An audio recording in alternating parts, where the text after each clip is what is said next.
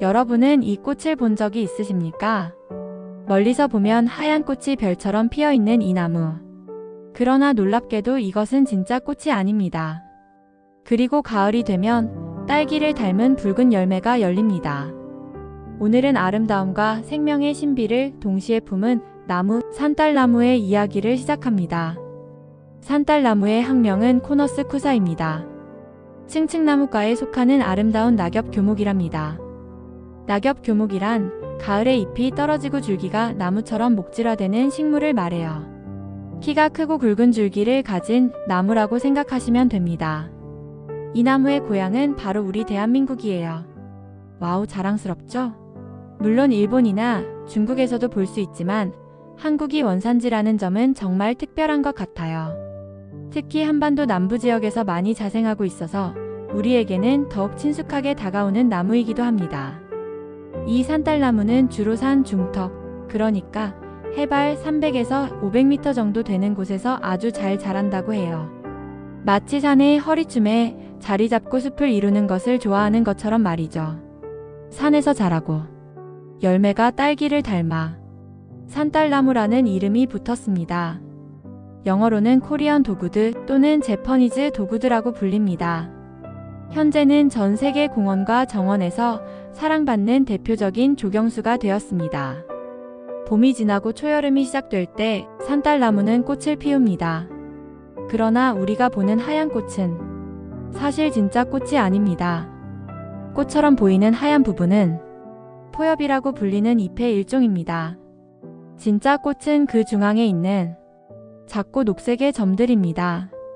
이 구조는 곤충을 더 잘 유인하기 위한 자연의 전략입니다. 멀리서도 잘 보이도록 꽃보다 더 큰 잎을 만든 것입니다. 여름이 되면 산딸나무는 왕성하게 성장합니다. 잎은 햇빛을 받아 에너지를 만들고 뿌리는 땅속 깊이 뻗어 나무를 지탱합니다. 산딸나무는 천천히 자라는 나무입니다. 그러나 그만큼 단단하고 오래 살아갑니다. 보통 100년 이상을 살 수 있습니다. 가을이 되면 산딸나무에는 붉은 열매가 열립니다. 이 열매는 딸기처럼 생겼고 실제로 먹을 수 있습니다. 맛은 달콤하며 망고와 딸기를 섞은 듯한 풍미를 가집니다. 이 열매는 새들에게 중요한 먹이가 됩니다. 새들은 열매를 먹고 씨앗을 멀리 퍼뜨립니다. 이것은 산딸나무가 번식하는 자연의 방법입니다. 겨울이 오면 산딸나무는 잎을 떨어뜨립니다. 그리고 휴면 상태에 들어갑니다. 겉으로는 죽은 것처럼 보이지만 나무는 봄을 준비하고 있습니다. 생명은 멈춘 것이 아니라 잠시 쉬고 있는 것입니다. 크기는 어느 정도나 될까요? 산딸나무는 보통 5m에서 크게는 15m까지 자라는 아주 멋진 나무예요. 작은 나무인 줄만 알았는데 생각보다 키가 크죠. 마치 숲속의 작은 거인처럼 말입니다. 가지를 넓게 펼치며 자라기 때문에 존재감이 더욱 돋보이는 나무입니다. 그리고 이름이 왜 산딸나무냐고요? 그건 바로 이 나무의 열매가 우리가 흔히 아는 산딸기랑 너무나도 비슷하게 생겼기 때문이랍니다. 빨갛고 동글동글한 것이 실제로 보면 침샘을 자극하는 비주얼을 자랑하죠. 어때요? 이름 참 직관적이고 귀엽지 않나요? 지역마다 불리는 이름도 참 다양해요. 어떤 곳에서는 들매나무, 미연꽃나무, 준딸나무, 소리딸나무, 애기산딸나무, 심지어 굳은 산딸나무라고 부르기도 한대요. 산딸나무의 생김새를 좀 더 자세히 들여다볼까요? 이 나무는 층층나무처럼 가지를 층층이 넓게 펼치면서 자라는 특징이 있어요. 마치 계단식으로 가지가 뻗어나가는 것 같아서 독특한 아름다움을 자랑하죠. 사방으로 수평에 가깝게 뻗은 가지들이 층을 이루며 자라는 모습은 정말 인상적입니다. 멀리서 보면 마치 여러 개의 나무를 겹쳐놓은 듯한 착각을 불러일으킬 정도예요. 이런 수영 덕분에 정원수로도 인기가 많답니다. 잎은 진한 녹색의 단엽으로 서로 마주 보듯이 가지에 붙어 있어요. 잎맥이 뚜렷하고 약간의 광택이 있어서 더욱 생기 있는 모습을 보여줍니다.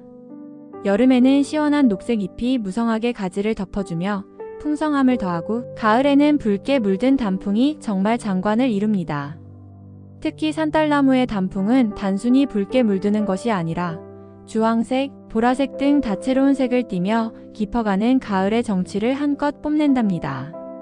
이제 산딸나무의 하이라이트라고 할 수 있는 꽃과 열매 이야기를 해볼 시간입니다. 산딸나무는 5월에서 6월 사이에 가지 끝에서 새하얀 꽃을 피워요. 마치 하얀 나비들이 나뭇가지에 앉아있는 것 같기도 하고 갓 터진 팝콘처럼 보이기도 하죠. 그 모습은 정말 환상적입니다. 그런데 여기서 재밌는 사실 하나. 우리가 꽃잎이라고 생각하는 그 하얀 부분은 사실 꽃잎이 아니라는 점. 놀랍죠? 그건 바로 포엽이라고 불리는 꽃받침이랍니다. 포엽은 꽃을 보호하고 곤충을 유인하는 역할을 하는 변형된 잎이라고 생각하시면 돼요. 이 포엽들이 마치 내장의 꽃잎처럼 넓게 펼쳐져서 꽃을 감싸고 있는 형태를 띠죠. 그럼 진짜 꽃은 어디 있냐고요? 그 하얀 포엽들. 한가운데 있는 초록색 부분이 바로 작고 귀여운 꽃들이 빼곡하게 모여있는 꽃차례랍니다. 이 작은 꽃들이 모여 하나의 덩어리를 이루고 있는 형태예요. 멀리서 보면 마치 내장의 하얀 꽃잎이 십자가 모양을 이루고 있는 것 같아서 서양에서는 이 산딸나무를 기독교와 관련된 신성한 나무로 여기기도 한대요. 데이비드 스타라는 품종은 특히 이 십자가 모양이 뚜렷해서 더욱 사랑받는다고 합니다. 이 아름다운 꽃이 지고 나면 9월에서 10월쯤에는 탐스러운 붉은색 둥근 열매가 열리기 시작합니다. 이 열매는 마치 붉은색 딸기를 여러 개 붙여놓은 듯한 특이한 모양을 하고 있어요. 표면에는 작은 돌기들이 돋아나 있어서 더욱 산딸기와 흡사하게 느껴진답니다. 열매는 맛이 달콤하며 약간 새콤한 맛도 있어서 사람들이 직접 따서 먹을 수도 있고요. 숲속의 새들이나 다람쥐, 너구리 같은 다른 동물들에게는 아주 맛있는 영양 간식이 되어준답니다. 늦가을 겨울을 나기 위한 중요한 식량원이 되는 셈이죠. 열매를 따서 청이나 잼을 만들어 먹기도 하는데 새콤달콤한 맛이 일품이라고 하니 기회가 된다면 꼭 한번 드셔보시길 추천합니다. 산딸나무에 얽힌 흥미로운 역사적 기록과 문화 이야기도 빼놓을 수 없죠. 재미있는 전설 하나 들려드릴까요? 아주 먼 옛날 병으로 쓰러진 어머니를 살리기 위해 소년이 깊은 산속으로 약초를 찾아 헤매고 있었대요. 하지만 약초는커녕 길까지 잃고 지쳐 쓰러져 버린 소년. 밤이 깊어지고 추위가 찾아오자 소년은 점점 정신을 잃어갔습니다. 그때 어디선가 산딸나무에서 떨어진 하얀 꽃잎들이 바람에 실려와 소년의 이마를 부드럽게 감싸주었다고 해요. 그 꽃잎들 덕분에 소년은 체온을 유지할 수 있었고 기적적으로 살아남아 어머니께 약초를 가져다 드릴 수 있었다는 아름다운 이야기가 전해져 내려온답니다. 이 전설 속에서 산딸나무는 생명을 지켜주는 신비로운 존재로 그려지고 있죠. 일본에서는 이 산딸나무를 하얀 별이 내려앉은 나무라고 부르기도 하는데 그만큼 밤하늘의 별처럼 반짝이는 하얀 꽃이 아름답고 신비롭게 느껴졌기 때문이겠죠. 산딸나무는 단순히 아름다운 관상용 나무가 아니었어요. 예전에는 다양한 용도로 사람들의 삶에 중요한 역할을 했답니다. 튼튼하고 아름다운 목재는 가구나 장식재는 물론 농기구의 손잡이나 조각품 재료로도 활용되었고요. 놀랍게도 나무 껍질은 방부제, 해열제, 심지어 강장제로도 사용되었다고 해요. 고대 의학에서도 약재로 사용되었다는 기록이 있을 정도니 그 효능이 얼마나 뛰어났을지 짐작이 갑니다. 어쩐지 산딸나무가 더 대단하게 느껴지네요. 강원도 일부 지역에서는 산딸나무 열매를 그냥 생으로 먹기도 하고 잎을 따서 차로 끓여 마시기도 했대요. 특히 설사나 소화불량 같은 증상에 효험이 있다고 믿어서 민간요법으로 활용되기도 했다니 정말 만능 나무 아닌가요? 현대에 와서도 산딸나무의 열매는 비타민과 미네랄이 풍부하여 건강식품으로 주목받고 있답니다. 또한 이 나무의 꽃은 벌과 나비를 유인하는 밀원식물로도 중요한 역할을 합니다.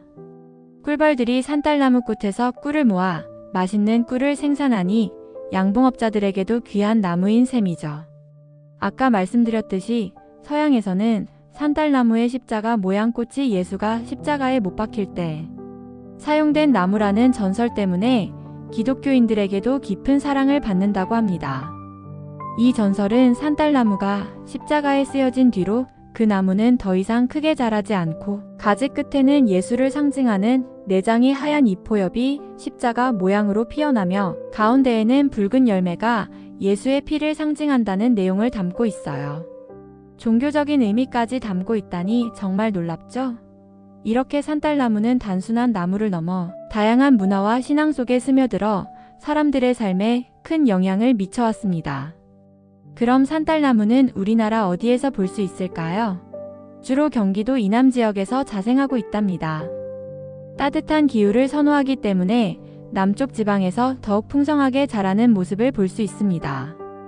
특히 주목할 만한 곳들이 있는데요. 함양상림, 강진 까막섬 상록수림, 고은 금탑사, 비자나무숲, 그리고 고창 문수사 단풍나무숲 같은 곳들이에요.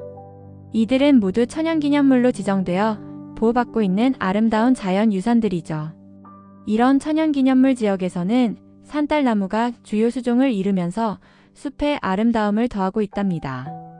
예를 들어 함양상림은 우리나라에서 가장 오래된 인공림 중 하나로 다양한 나무들이 어우러져 사계절 내내 아름다운 풍경을 선사하는데 이곳에서도 산딸나무를 발견할 수 있습니다.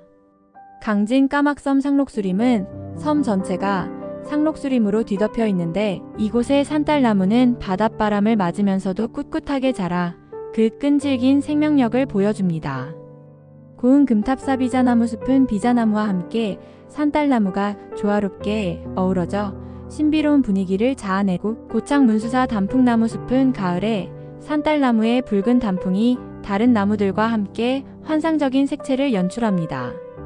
특히 봄에는 하얀 꽃으로 붉은 열매와 단풍으로 사람들의 눈길을 사로잡기 때문에 조경수로서의 가치가 매우 높게 평가됩니다. 그래서 국립수목원을 포함한 여러 수목원이나 멋진 정원에 가시면 아름다운 산딸나무를 만나실 수 있을 거예요. 국립수목원은 국내외 다양한 식물들을 체계적으로 보존하고 전시하는 곳으로 산딸나무 또한 그 중요한 전시 수종 중 하나입니다. 산딸나무와 비슷하게 생겼지만 조금 다른 나무들도 있답니다. 마치 사촌처럼 닮았지만 각자의 개성을 가진 친구들이죠. 바로 꽃산딸나무인데요. 미국 산딸나무라고도 불려요. 북아메리카가 원산지인데 이 친구는 산딸나무와는 다르게 꽃잎 끝이 오목하게 들어가 있는 게 특징이에요. 마치 하트 모양처럼 살짝 들어간 듯한 꽃잎을 가지고 있죠. 층층나무과의 다른 친척으로는 이름부터 친숙한 층층나무가 있어요. 이름처럼 층을 이루는 수평 가지가 특징이죠. 층층나무는 산딸나무보다 훨씬 더 뚜렷하게 가지가 층을 이루며 자라서 멀리서도 쉽게 알아볼 수 있답니다. 마치 자연이 만든 거대한 조각품 같은 느낌을 줍니다. 마지막으로 흰말채나무라는 친구도 있는데 이 친구도 층층나무과 층층나무 속에 속하는 낙엽 화렵 교목이랍니다. 말채나무는 겨울철 붉은색 줄기가 특징인데 이 또한 조경용으로 인기가 많아요. 오늘 산딸나무에 대한 이야기를 함께 나누어 보았는데요. 어떠셨나요? 다음에 산책을 하다가 하얀 꽃이 피어 있는 나무를 보게 된다면 잠시 멈추어 보십시오. 그 나무는 수십 년, 어쩌면 100년 동안 그 자리에 서 있었을지도 모릅니다. 아름다움은 순간이 아니라 시간 속에서 만들어집니다. 산딸나무처럼 말입니다. 지금까지 꽃과 나무를 소개하는 채널 꽃과 나무였습니다. 구독과 좋아요 부탁드립니다. 시청해주셔서 감사합니다.